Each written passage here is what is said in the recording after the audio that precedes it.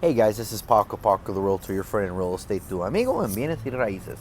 Today I want to talk to you about the two biggest mistakes the sellers make when selling their home. In a nutshell, it is going off incorrect data. The first one is Zillow, which we all know and have learned to love and hate. The second is the difference between a property that is currently active, pending, and sold. Three completely different things, and people confuse them all the time. So I'm going to explain to you a common scenario we run into. So you're getting ready to sell your house, right? You're doing your research because when you meet with a realtor, you want to make sure you know what your house is worth. So you go on Zillow, and you realize that Zillow says your house is worth, for example, we'll say $500,000, and you're like, well, my house looks a lot better than a lot of those houses on Zillow, so maybe it's worth $520, and you go under that assumption. Well, there's a big problem with that, and the problem with that is Zillow is an algorithm. It is not a human being looking at it. It does not take into consideration condition, location, streets, school districts, pool, solar panels, upgrades, downgrades, none of that.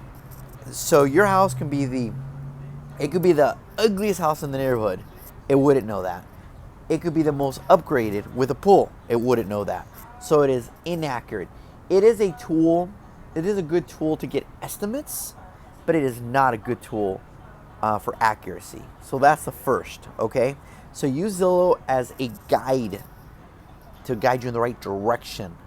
But don't put all your money in that basket.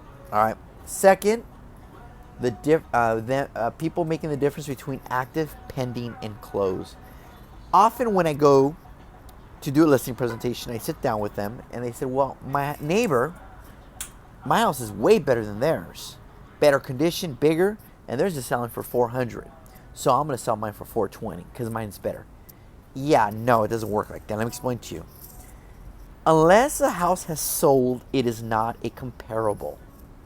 Period. If it's pending, maybe. But the problem is we don't know what the house sold for. We have no way of finding out how much that house went into escrow until it closes. Now, can we reach out to the listing agent? Yes. Maybe they'll be nice enough to tell us. Maybe they won't. But there's no way to know, right? So, kind of important. So, all we can do is base it off sold. Active is what people want. Pending is what people have offered. Close is what it actually sold for. We want to go off sold sales within the last 90 days in the same neighborhood. Not a different neighborhood. If the houses across the street are much bigger than the houses in your neighborhood, they're not comparables. Sometimes we have to go outside our neighborhood. Sometimes we have to go outside more than half a mile or a mile. But for the most part, we should be able to find comparables in your neighborhood. So those are the two common mistakes that people make. The best way I could describe it in a nutshell is this. You want to sell your car, right? You've had it for 5 years, you want to sell it. You go to Blue Book, and Blue Book says your house is worth $10,000 in a decent condition and a certain amount of mileage, right? Then now you have all these apps online that you can verify what other people are paying for. You go on that and they say it's worth between $9,000 and $10,000. So you have Blue Book saying $10,000. You have these apps saying between 9 and 10, okay? So that's a guide, right? But a pretty close guide, especially when it comes to cars. Then you turn around and try to sell that car for $15,000. It's not going to work. There's problems in there. And the problems are, if I buy the car for $15,000, how much is the bank going to finance me? Only what it's worth, right? For the most part, correct? Well, a house is the same way. If a house is worth $500,000 and you want $530,000, even if I offer $530,000 but the house only appraises $500,000, it's only worth $500,000.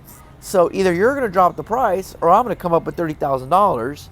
So why even put ourselves in that situation? Find out what the accurate price is up front, and that's the key. All right, guys? I hope this gave you a little insight on how all this works. As always, this is Paco the Realtor, your friend in real estate, tu amigo en bienes y raíces. If you like this, I ask you to subscribe on my YouTube channel on Paco the Realtor, Paco and Associates, or like my Facebook page, Paco the Realtor or Paco and Associates. I'm constantly putting out content and material, and I would love any feedback from you guys. All right, guys, have a good one.